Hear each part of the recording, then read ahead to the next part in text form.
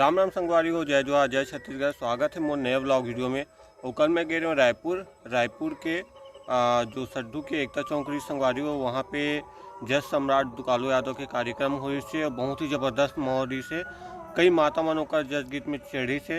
तो चलो काय माहौल काय सीढ़ी से वीडियो आप मतलब दिखाता हूँ।